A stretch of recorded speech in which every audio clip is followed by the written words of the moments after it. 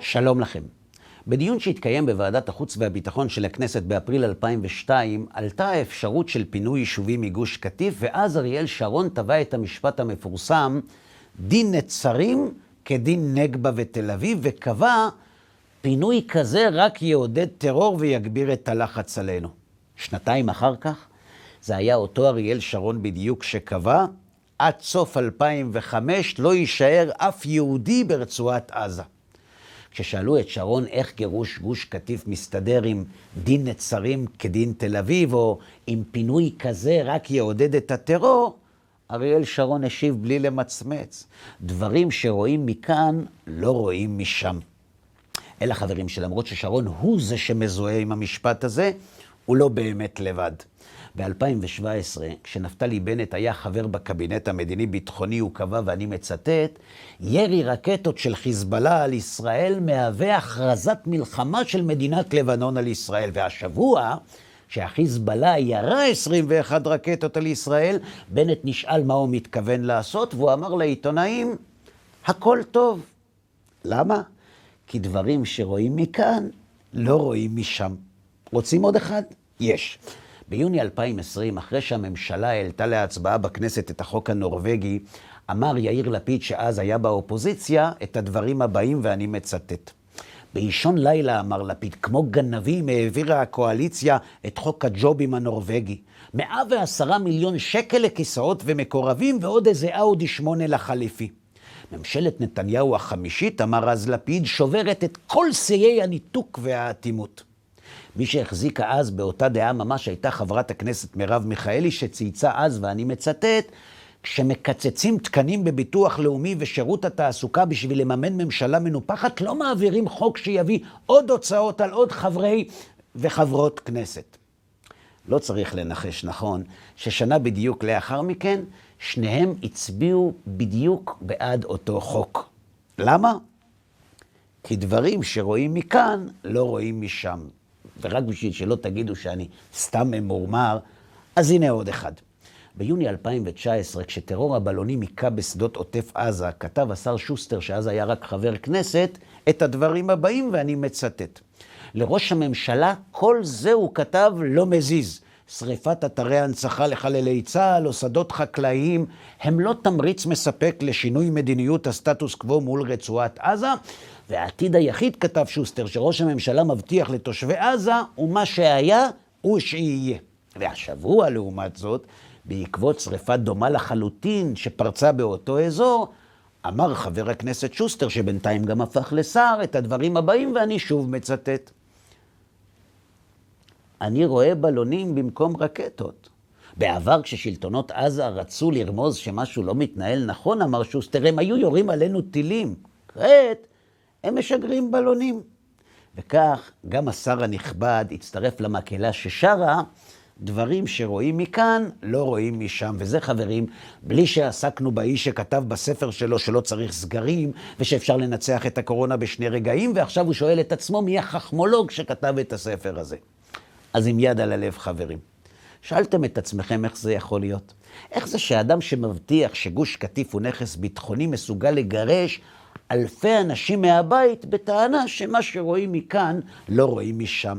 איך זה שחבר כנסת שמאשים ראש ממשלה בהפקרת אזרחי העוטף פתאום מוכן לחיות עם בלוני תבערה כי הם לא טילים? איך קורה שמי שמאשים את הממשלה בחוק חזירי ובזבזני, פתאום מאמץ אותו אל חיקו באהבה בלי להניד עפעף רק כי כעת הוא משרת אותו? והתשובה לכך פשוטה. הבעיה, חברים, היא לא הם. הבעיה היא אנחנו. אנחנו מאמינים שלמנהיגים יש ערכים. ובגלל שהערכים זה משהו קבוע, אנחנו מצפים שהם יחזיקו בהם ולא ישנו אותם.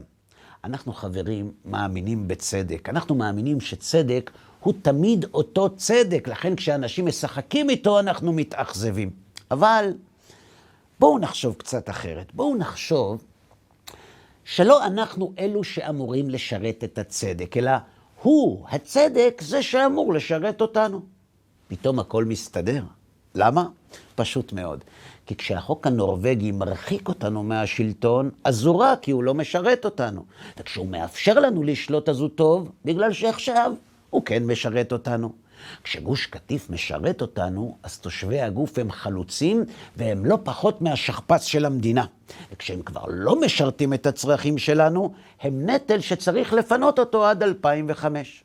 כשאני רוצה להיות ראש ממשלה, אני כותב ספר שמסביר איך מנצחים את הקורונה בשני רגעים, וכשאני נהיה ראש ממשלה, אני בונה על זה שאף אחד לא קרא אותו. לכן אמרתי שהבעיה היא אצלנו. למה? כי מי שחושב שהרצון כפוף לצדק, כשהוא יגלה שכשהרצון משתנה, גם הצדק משתנה, הוא יתאכזב. אבל מי שמבין שבימינו הצדק הוא שעובד אצל הרצון, הוא לא יתפלא שיום אחד אנשים אומרים כך, ולמחרת את ההפך. בדור שבו הרצון האנושי הוא קודש הקודשים, אי אפשר, וגם לא נכון, לדרוש עקביות מהצדק. למה? כי בעולם שבו הרצון הוא שורש הצדק, הרצון הוא האדון, והצדק רק משרת אותו. לכן אם תגיעו לחברה שבנתה בית מקדש לרצון האנושי, תגלו שבכניסה עומד הצדק, ושרק כשצריכים אותו, יוצאים להתייעץ איתו. בעולם שבו הרצון מכתיב את הצדק, המילים שוויון, מאבק בגזענות, זכויות הפרט ושאר חוקי היסוד, הם זמניים ונזילים ומנפנפים בהם כל עוד הם משרתים את הרצון של מי שהמציא אותם.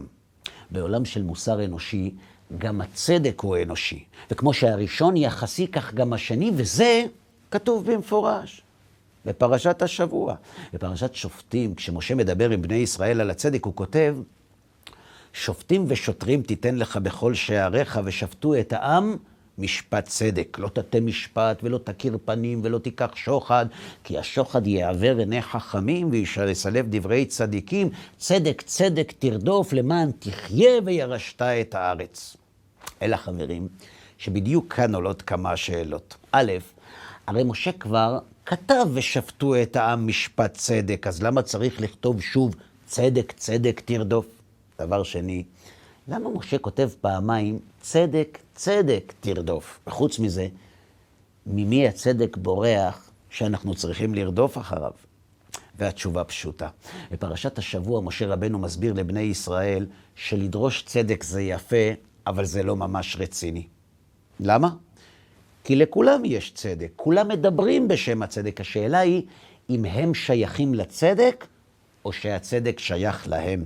בפרשת שופטים משה רבנו מלמד שיש הבדל עצום בין מי שהצדק רודף אחריו ובין מי שרודף אחרי הצדק. מי שהצדק שלו רודף אחריו זה סימן שהוא המטרה והצדק רק אמצעי, שהצדק שלו משרת אותו ולא הוא את הצדק. לכן הצדק הולך אחריו כמו משרת שהולך אחר האדון שלו. לעומת זאת, מי שרודף אחרי הצדק, זה סימן שהצדק הוא העיקר בחיים שלו, שהוא המשרת והצדק האדון. לכן הוא צועד אחרי הצדק ורודף אחריו, כמו משרת שרודף אחרי האדון שלו. לכן משה כותב, צדק צדק תרדוף.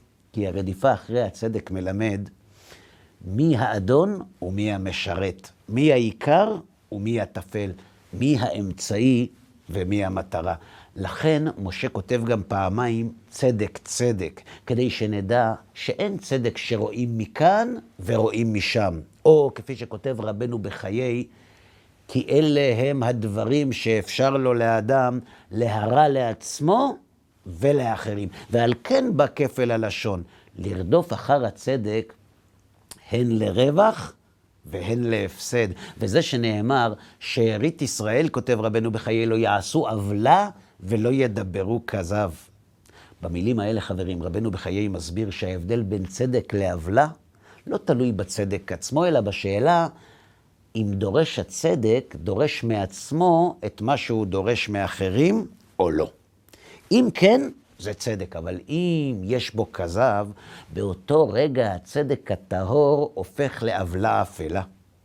בפרשת השבוע, משה רבנו מזכיר את הצדק פעמיים כדי להזכיר לנו שכשאנחנו משתמשים בצדק, כדאי שנזכור שיום אחד הוא גם יכול לשמש נגדנו, ושכדאי שנחשוב פעמיים אם אנחנו מוכנים לדרוש את אותו צדק גם מעצמנו, אם היינו במקום של אלו שאנחנו דורשים אותו מהם. במילים צדק, צדק תרדוף, משה מלמד שאין צדק לי וצדק לך, שיש צדק אחד גם לך וגם לי, ושהמילים, מה שרואים מכאן לא רואים משם, הם עוולה ושקר, הם כסות שבה משתמש מי שהצדק שלו משרת אותו, ולא מי שמשרת את הצדק שלו. ועוד מילה לסיום. אם אתם שואלים את עצמכם, איך זה יכול להיות שכל אלה שצעקו ודרשו לפטר ראש ממשלה בגלל חמגשיות או שוחד תקשורתי שנרקם בחדרים אפלים, ועכשיו שותקים כשהממשלה קונה לעיני השמש חברי כנסת בשטרות מרשמשים? תזכרו את צמד המילים, צדק, צדק, ותבינו הכל. שבת שלום.